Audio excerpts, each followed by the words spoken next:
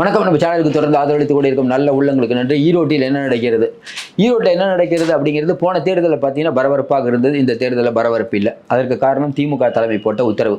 யாரும் தொகுதியில் போய் இத்தனை அமைச்சர்கள் போகிறீங்க, படையோட போகிறீங்கன்னா இருக்கக்கூடாது, பேண்ட் ஷர்ட்டில் தான் போகணும், எல்லாம் புறநகரில் தான் தங்கணும், கட்சி கொடி கட்டிட்டு காரில் போகக்கூடாது, இப்படி பலவிதமான கட்டுப்பாடுகள்.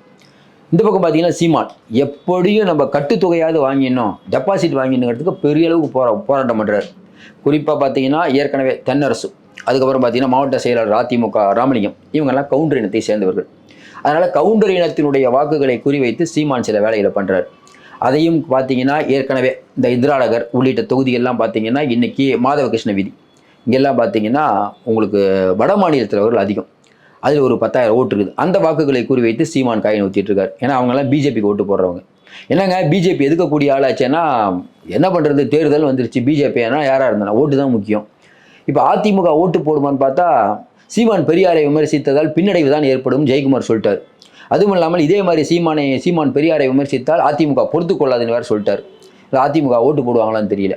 அதையும் தாண்டி இன்னைக்கு 33 வார்டை பிரித்து ஏவா வேலு, முப்பா சாமிநாதன் அவர்கள், செந்தில் பாலாஜி, முத்துசாமி, சக்கரபாணி எல்லாத்துக்கும் கொடுத்தாச்சு.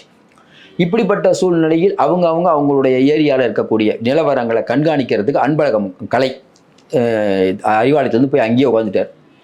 அப்போ ஒரு பெரிய பட்டாளத்தோடு இல்லாமல் அமைதியாகவும், ஆனால் உள்ளுக்குள்ளே பல வேலைகளை திமுக பண்ணிகிட்டு இருக்காங்க. ஒரு பக்கம் அதிமுகவுடைய ஓட்டை வளைக்கிறது. தொகுதியில் 25,000 ஓட்டு அதிமுக இருக்குது.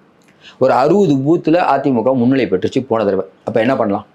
அங்கே இருக்கக்கூடிய நிர்வாகிகள் ஏற்கனவே முத்துசாமி அவர்களுக்கு பழக்கம். அவர் எம்ஜிஆர் காலத்தில் அமைச்சராக இருந்தவர், எல்லாத்தையும் பேர் சொல்லியே கூப்பிடுவார். அப்படிப்பட்ட நேரத்தில் அங்கே மாவட்ட செயலாளருக்கு இவ்வளோ பணம், ஒன்றிய செயலாளருக்கு இவ்வளோ பணம், வட்ட செயலாளருக்கு இவ்வளோ பணம், அப்புறம் பகுதி செயலாளருக்கு இவ்வளோ பணம், அப்புறம் பகுதி பொறுப்பாளருக்கு இவ்வளோ பணம், தலைமை நிலைய செயலாளருக்கு இவ்வளோ பணம், அப்புறம் மாவட்ட அணி, மாணவர் அணி, இளைஞர் அணி, அதுக்கப்புறம் பார்த்தீங்கன்னா மகளிர் அணி, எல்லா அதிமுகவுக்கும் அதாவது அவங்க பொறுப்புக்கு ஏற்றார ஒரு ரேட் மொத்தம் இந்த பக்கம் வந்துருங்க. அதிமுக தலைமை அமைதியாக இருக்குது. ஏன்னா சீமான் ஜெயிச்சிடக்கூடாதுன்னு எடப்பாடி உறுதியாக இருக்கார். நோட்டாவுக்கு விழுந்தாலும் சீமான் ஜெயிச்சிடக்கூடாது. அப்போ சீமான் ஜெயிச்சிட்டாருன்னா பாருங்கள், யாருமே நிற்கல, நான் நின்று பெருசாக ஜெயிச்சிட்டேன்னு சொல்லிடுவார். அதனால் சீமானையும் தட்டி வைக்கணும்னு அதிமுக நினைக்குது. அதனால மூவ் தான். இப்படிப்பட்ட சூழ்நிலையில் ஒரு பக்கம் 1,00,000 வாக்கு வித்தியாசத்தில் திமுக ஜெயிக்கணும்னு சிஎம் சொல்லிட்டார். பச்சை தாள் மட்டும் வெளியிடல, மற்ற எல்லாம் பண்ணிகிட்டு இருக்காங்க. பரிசு பொருள்கள், தோடு, கம்மல், குத்து விளக்கு எல்லாம் அதுக்கு ஒரு பக்கம். நம்ம ஆரத்தி எடுக்க வந்தால் அதுக்கு 2,000 ரூபா ஒரு நாளைக்கு. அதுக்கப்புறம் காலையில் வர ஆண்கள் அவர்களுக்கு சாயங்காலம் போகும்போது 300 ரூபா அப்புறம் கொடுக்க வேண்டியது கொடுத்துட்றாங்க. பிரச்சனை இல்லை. போன தடவை மாதிரி பட்டியில் அடைச்சி வச்சு அதெல்லாம் இல்லை. இந்த தடவை கொஞ்சம் புதுமை. அதாவது ஏவா வேலு அவர்களுக்கு ஒதுக்கப்பட்ட ஏரியாலாம் கம்பன் பார்த்துக்கிறாரு. உங்கள் பையன் மருத்துவக் கல்லூரியில் படித்தவர், அவர் பார்த்துக்கிறாரு. இன்னொரு பக்கம் பார்த்தீங்கன்னா செந்தில் பாலாஜி டெய்லி கோயம்புத்தூர்லேருந்து வந்துட்டு போகிறாரு. அரசாங்க காரில் இல்லை, தனி காரில் தான், கொடி இல்லாமல் தான் வர்றாரு. அவர் பாட்டுக்கு பண்ணிகிட்ருக்காரு. அதுக்கப்புறம் நம்ம KN நேருவும் அப்புறம் இன்னொருத்தர் ஏவாவேலு 2 பேர் என்ன பண்ணுறாங்க, பெருந்துறையில் ரூம் போட்டு என்னென்ன நிலவரன்னு கலந்துக்கிறாங்க. இதில் செந்தில் பாலாஜி அவர் என்ன பண்ணுறாரு, அங்கே இருக்கக்கூடிய திருப்பூர் தெற்கு மாவட்ட செயலாளர் பத்மநாபன் அவர்கிட்ட கேட்டுக்கிறார். அவர் தான் செந்தில் பாலாஜிக்காக அங்கே வேலை பார்க்குறவர் பத்மநாபன், திருப்பூர் தெற்கு மாவட்ட செயலாளர். இப்படிப்பட்ட சூழ்நிலையில் இன்றைக்கி தொகுதியில் நிலவரம் என்ன அப்படின்னா, யாரை கேட்டாலும் ஒரு விஷயம்தான். இன்றைக்கி இருக்கக்கூடிய திமுக பெரிய வித்தியாசத்தில் ஜெயிக்கும், அந்த மாற்று கருத்து இல்லை. முதலியார் சமூகங்களை குறிவைத்து தாமோ அன்பரசனும் முப்பா சாமிநாதனும் அவங்க கொஞ்சம் ஒர்க் பண்ணிகிட்டு இருக்காங்க. ஏற்கனவே முதலியார் சமூக வாக்குகளை குறி வச்சு தான் சபரீசன் போன தேர்தலே போய் அவங்களுக்கு ஒரு வாக்குறுதி கொடுத்து அதை நிறைவேற்றிட்டாங்க. ஏற்கனவே நிற்கக்கூடிய வேட்பாளரும் முதலியார் சமூகத்தை சேர்ந்தவர். முதலியார் சமூகத்தை சேர்ந்த சந்திரகுமார் கவுண்டரை சேர்ந்த சமூகத்தை சேர்ந்த நாம் தமிழர் வேட்பாளர், இவருக்கு தான் போட்டி. கவுண்டர் இனத்தில் இருக்கக்கூடிய KV ராமலிங்கம், அன்பரசு இவங்கெல்லாம் எந்த அளவுக்கு தென்னரசு இவங்கெல்லாம் எந்த அளவுக்கு இவருக்கு துணையாக நிற்பாங்கிற சந்தேகம். ஏன்னா அதிமுக வேற ஒரு முடிவு எடுத்துட்டு இருக்காங்க. அதிமுக நிர்வாகிகள் ஓட்டு கிடைக்குமாங்கிறதே சந்தேகம். அதுவும் இப்போ நீ தந்தை பெரியார் மண்ணில் போய் நம்ம தான் சொல்கிறோம், தந்தை பெரியாரை பாராட்டி பேசி ஓட்டு விடுவதோ இல்லையோ, திட்டினா ஒரு ஓட்டு கூட விடுவாது. அதுதான் அங்கே நடந்துட்டு இருக்குது. தேவையில்லாமல் சீமான் போய் மறுபடியும் அங்கே போய் பேசிகிட்டு இருக்காரு. தொகுதியில் போயிட்டு மறுபடியும் தந்தை பெரியார்களை ரொம்ப ஆபாசமாக பேசுறது, இதெல்லாம் தொகுதி மக்கள் ரசிக்க மாட்டாங்க. அதுக்கப்புறம் வெங்காயத்தை போட்டால் வெடிகுண்டு போடுவோம்லாம் அவர் பேசி அது ஒரு பெரிய சர்ச்சையாகி கேஸ்லாம் போட்டுருக்குது. இது மாதிரி யாராவது பேசுவாங்களா? தேர்தல் ஆணையத்தில் அவரை தேர்தல் அங்கீகாரத்தை ரத்து பண்ணணும்னு சொல்கிறாங்க.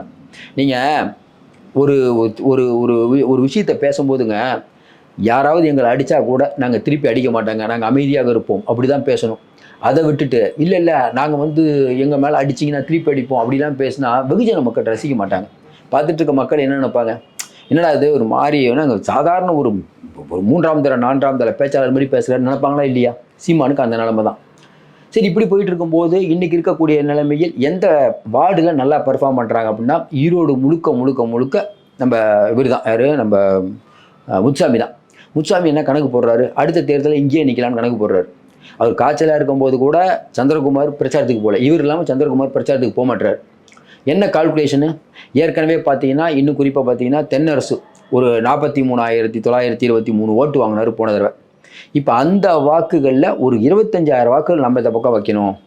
ஏற்கனவே வந்து நாம் தமிழருக்கு ஒரு 12,000 வாக்கு இருக்குது, எல்லாம் சேர்த்து நம்ம டெபாசிட் வாங்கிடலாம் அப்படிங்கிறது சீமானுடைய எண்ணம். அதுக்காக அதிமுக பிரமுகர் எல்லாமே பார்த்துட்ருக்காங்க. அதிமுக பிரமுகர்கிட்ட பார்க்குறது எல்லாம் ரைட்டு, ஆனால் ஃபண்டே இறக்க மாட்டுறாரு. இப்போ என்ன சிக்கல்னா, இவர் வந்து நம்ம சீமான் வந்து சத்தியமங்கலம் பக்கத்தில் வந்து ஒரு இதில் தங்குறாரு, 3 ஸ்டார் ஹோட்டலில் தங்குறாரு. அவருடைய ஆட்களுக்கு சத்தியமங்கலத்தில் ஒரு இடம். இன்னும் குறிப்பாக பார்த்தீங்கன்னா அவருடைய 2ஆம் கட்ட தலைவர்கள் அவங்க சொகுசு விடுதிகள். அப்போ எல்லாரும் பார்க்கக்கூடியவர்கள், என்னங்க அது சீமான் கட்சியில் காசு இல்லைங்கிறாங்க, எல்லாம் சொகுசு விடுதியில் தங்கியிருக்காங்க. உடனே அந்த சீமான் கட்சியிலேருந்து நேற்று விலகினார்கள் அவர் ஒரு அறிக்கை, திரள் நிதிங்கிற பேரில் வெளிநாட்டிலேருந்து பணம் வருது, அதை வட்டிக்கு விட்றாங்க, அதே மாதிரி வந்து இது என்ன இதில் ஷேர் மார்க்கெட்டில் போடுறாங்க, எல்லாம் ஒரேடியாக அந்த பணத்தெல்லாம் வீணாக்குறாங்கன்னு அவர் ஒரு கூடவே இருந்தவர் ஜெகதீஷ பாண்டியனா அவர் ஒரு அறிக்கை. இப்போ இதெல்லாம் வந்து மக்கள்கிட்ட எந்த விதமான விளைவுகள் ஏற்படுத்தும். நாம் தமிழர்கள் இருக்கக்கூடிய தம்பிகளை என்ன யோசிப்பாங்க, ஆமாங்க காசு இல்லைங்கிறாங்க, இவங்க மட்டும் சொகுசு விடுதியில் இருக்காங்க. ஏற்கனவே வந்து வலைத்தளங்களில் வளர்துன்னா திமுக ஊழல் கட்சிங்கிறீங்க, ஒரு வேலையும் செய்யாமல் எத்தனை படம் டைரக்ட் பண்ண சீமான் வந்து இன்றைக்கி செல்வ செழிப்பாக இருக்காரு, இந்த அளவுக்கு பணம் எப்படி வந்தது, அவர் வச்சுட்டு இருக்க வண்டியோடைய காருடைய மதிப்பு என்ன, யோசனை பாருங்கள். சீமானுடைய அந்தஸ்து எந்த அளவுக்கு உயர்ந்திருக்கு இன்றைக்கி இருக்கக்கூடிய நிலைமையில். ஒரு காலத்தில் சீமான் இருந்தது இங்கே கேட்பாங்களா இல்லை, நீங்கள் கேட்கும்போது உங்களை கேட்பாங்களா இல்லையா? அன்றைக்கி திமுகவை நீங்கள் குறை சொல்கிறீங்க ஊழல் கட்சின்னு, உங்களுக்கு எப்படி பணம் வந்ததுன்னா அதுக்கு பதில் என்ன? பதில் இல்லையே. இப்போ விஜய் வந்து திமுக வந்து குடும்பம் சொல்லண்டுதுன்னா விஜய் பார்த்து நீ வந்து ஊரை ஏமாற்றிட்டா காசு வாங்கிட்டேன்னு சொல்ல முடியுமா? ஆனால் சீமானை பார்த்து சொல்லலாம்ல. இதுதான் விஜய்க்கும் சீமானுக்குள்ள வித்தியாசம். அதுவும் இல்லாமல் தேவையில்லாமல் சீமான் வந்து விஜய் திட்டினதால இருக்கக்கூடிய இளைஞர்கள் ஓட்டு போச்சு. அப்போ இளைஞர்கள் ஓட்டு போச்சு, பெரியார் சிந்தனையாளர்கள் ஓட்டு போச்சு. யார் ஓட்டு போடுவா? பிஜேபியினர் ஓட்டு போடுவாங்க. அதுவும் என்ன, இன்றைக்கி இருக்கக்கூடிய நிலைமை இந்திரா நகர் மாதவ கிருஷ்ண வீதி, அங்கே பார்த்தீங்கன்னா ஒரு 8,000 பேர் வட மாநிலத்தில் இருக்காங்க. அந்த ஓட்டுகள் எப்பயுமே பிஜேபிக்கு தான் ஓடும். அதை கணக்கு பண்ணி இப்போ சீமான் சில வேலைகளை பண்ணிகிட்டு இருக்காரு. அதெல்லாம் பார்த்தீங்கன்னா பாஜகவுடைய தெற்கு மாவட்ட செயலாளர் ஈரோடு செந்தில், அதேமாதிரி வந்து பாஜகவுடைய ஈரோடு மேற்கு மாவட்ட செயலாளர் செந்தில்குமார், இவங்க 2 பேர்ட்டையும் கவுண்டர் இனத்தை சேர்ந்தவர்கள், இவங்க 2 பேர்ட்டையும் நாம் தமிழர் ஆதரவு கேட்டிருக்காங்க. அப்போ நாம் தமிழர் நினைக்கிறது நம்மளுடைய ஓட்டு கம்மியாகுது, அதிமுக ஓட்டை ஆட் பண்ணணும், நம்ம பிஜேபி ஓட்டை ஆட் பண்ணணும். இப்படி போனால் கட்டுத்தொகை. இன்னொரு பக்கம் திமுக எப்படியும் அடிக்கணும். அதாவது KN நேரு அவர் எப்படி வேலை பார்ப்பாருன்னு தெரியும், பம்பரமாக வேலை பார்த்துட்டு இருக்காரு, சுற்றி வேலை பார்க்குறாரு அது பார்டரில் உட்காந்துக்கிட்டே. இன்னொரு பக்கம் செந்தில் பாலாஜி எப்படி வேலை பார்ப்பாருன்னு நமக்கு தெரியும். இவர் முத்துசாமி வாழ்வாசாவா பிரச்சனை, மான பிரச்சனை. இந்த தடவை ஜெயிச்சா அவனும் சிஎம்கிட்ட நல்ல பேர் எடுக்கணும், 1,00,000 வாக்கில் ஜெயிக்கிறங்கிற நம்பிக்கை போயிட்டார். அதனால் அவரும் இறங்கி வேலை செய்கிறார். அதனால் பெரும்பாலான அமைச்சர்களை இறக்கி உள்ள திமுக என்ன நினைக்குது, போன தேர்தலில் எல்லா அமைச்சர்களும் வந்தாங்க, மக்களை பட்டியலை போட்டு அடைச்சாங்க அப்படின்னு ஒரு பெரிய குறை இருக்குது. இந்த தடவை நம்ம ஆர்ப்பாட்டமே பண்ணக்கூடாது. சமூக ஊடகங்களில் கூட பார்த்தீங்கன்னா ஈரோட்டை பற்றி செய்தியே வராது. இப்போ நம்ம ஏன் இதை பேசுகிறோம்னா, நீங்கள் பெரும்பாலான சேனலில் பாருங்களேன், திமுக ஆதரவு சேனலில் ஈரோட்டில் என்ன நடக்கிறதுன்னு விவாதிக்கிறாங்க. ஏன்னா இத்தனை அமைச்சர்கள் போயிருக்காங்க, இவ்வளோ செலவு பண்ணுறாங்க, 120 ஸ்வீட் பாக்ஸ் உள்ளே போடப்பட்டது, இன்னும் ஸ்வீட் பாக்ஸில் வரைக்கிறது, கரும்பச்சை தாள்கள் வரப்போகிறது, ஆரத்திக்கு இவ்வளோ, இதுக்கு இவ்வளோ, அதாவது அதிமுகவுடைய பொறுப்புக்கு வாரியாக பணம் அப்படின்னு ஏகப்பட்டது பண்ணிகிட்டு இருக்காங்க. எந்த இதுவும் சமூக ஊடகங்களில் வராது. ஏன்னா திமுக செலவே பண்ணாமல் ஜெயிச்சதாக கணக்காட்டணும். பாருங்கள், திராவிட மாடல் ஆட்சியை தாண்டி தந்தை பெரியாரை இழிவுபடுத்திய சீமானுக்கு மக்கள் ஒரு பெரிய பாடத்தை போட்டிட்டார்கள். ஞானசேகரன் விஷயமாகட்டும், இந்த ECR விஷயமாகட்டும், பொருளாதார மந்தநிலை ஆகட்டும், திவாலி ஆயிடுச்சுன்னு எடப்பாடி பழனிசாமி சொன்னதாகட்டும், டங்ஷன் விஷயமாகட்டும், இது நம்ம பேர் இந்த பெண்களுக்கு எதிரான பிரச்சனையாகட்டும், இது எதுவுமே மக்கள்கிட்ட ஈடுபடலைங்க. ஸ்டாலின் அவர்கள் ஆட்சி ஒரு பொற்கால ஆட்சி. உலகத்திலேயே இப்படி ஒரு சிறந்த முதலமைச்சர் இல்லை. இவர் மட்டும் ஆளக்கூடாதுங்க, இவங்க பையன் ஆளணும், இவங்க பேரன் கூட ஆளணும் அப்படின்னு ஒட்டுமொத்த தமிழ்நாடு மக்கள் நினைக்கிறாங்க. அதனுடைய வாக்கு தாங்க இது. இப்படி தான் பேசுவாங்க. நீங்கள் எழுதி இப்போ முடிச்சவொடனே பேசுவாங்க பாருங்கள். தளபதி அவர்களுடைய தங்கமான ஆட்சிக்கு கிடைத்த வெற்றி, இதையும் தாண்டி உதயநிதி வரன்னாரு, வேணாம் உதயநிதி அவர்களே, நீங்கள் அங்கேருந்து மட்டும் உங்கள் ஃபோட்டோவை மட்டும் அனுப்பி வைங்க, நாங்கள் ஜெயிக்கிறோம் தருவோம்னு சொல்கிறோம் அவங்க இப்படி தான் பேசுவாங்க. அதனால தான் உதயநிதி அவர்களும் ஸ்டாலின் இது வரைக்கும் போகல. ஏன்னா சீமானுக்கு ஒரு பெரிய முக்கியத்துவம் கொடுத்துட வேணாம்னு நினைக்கிறாங்க. இன்றைக்கி இருக்கக்கூடிய சூழ்நிலை அதிமுக இருந்தால் ஓரளவுக்கு போட்டி கடுமையாக ஓரளவுக்கு இருந்திருக்கும். டஃப் கொடுத்துருப்பாங்கன்னா போன தடவை வாங்கினா கொஞ்சம் ஓட்டு வாங்கியிருப்பாங்க. ஆனால் இன்றைக்கி இருக்கக்கூடிய நிலைமையில் ஊதி தள்ளிடுவாங்க, ஒன்றுமே இல்லை. இந்த விஷயத்தை பொறுத்தவரைக்கும் சீமான் தப்பு கணக்கு போட்டு தேவையில்லாமல் நிற்கிறாரு. தொகுதியில் பார்க்குற வரைக்கும் பட்டொலி வீசி பறக்கிறது ஒவ்வொரு வார்டாக பண்ணுறாங்க. நம்ம ஏற்கனவே சொன்ன மாதிரி சாமிநாதனும் ஆமோ அன்பரசனும் இதே வேலைன்னா முதலியார் ஓட்டுகளை மட்டும் வாங்குறது, இன்னொருத்தருக்கு என்ன கவுண்டர் ஓட்டுகளை மட்டும் வாங்குறது, இன்னொருத்தருக்கு என்ன அந்த சமூக மக்கள் ஓட்டு வாங்குறது, இன்னொருத்தருக்கு என்ன அந்த தெருவுடைய ஓட்டு வாங்குது, இந்திரா நகருக்குன்னு தனி ஓட்டு, அவர் அந்த மக்களை மட்டும் சந்திச்சு பேசுவார். இப்படி நாம் தமிழர் வேகமாக இருந்தாலும் பசை இல்லாதது. இன்னொன்று பார்த்தீங்கன்னா அவங்களுக்குள்ளே ஒரு அதிருப்தி இருக்குது. இது எல்லாம் சேர்ந்து நாம் தமிழரை கீழே இறக்கி கொண்டு இருக்கிறது. திமுக ஓகோவென்று ஜெயிக்கப் போகிறது. ஆனால் ஜெயித்தவுடன் இதுதான் திமுகவுடைய அடுத்த 2026 தொடரும் அப்படின்னு திமுக சொன்னதுன்னா வெகுஜன மக்கள் பார்த்து உள்ளுக்குள்ளே சிரிச்சுக்குவாங்க, பார்த்துக்குவோம்னு சொல்லிட்டு. ஏற்கனவே நம்ம சொல்லிட்டோம், இதே மாதிரி பெண்ணாகரம் இடைத்தேர்தலில் திமுக பெருவெற்றி பெற்றது, பெரிய வெற்றி. அதிமுக டெபாசிட் போச்சு. அடுத்து 4 மாதத்தில் நடந்த 6 மாதமா 8 மாதமா பொது தேர்தல் வருது, ஜெயலலிதா அமோகமாக ஜெயிக்கிறார்கள் அதே பெண்ணகரத்தில். இதுதான் வரலாறு. இடைத்தேர்தல் என்பது ஒரு நிர்ணயிக்கப்படுவதில்லை, அது எப்போதுமே ஆளுங்கட்சிக்கு சாதகமாக இருக்கும். நம்ம கடந்த காலத்தில் படுறோம்.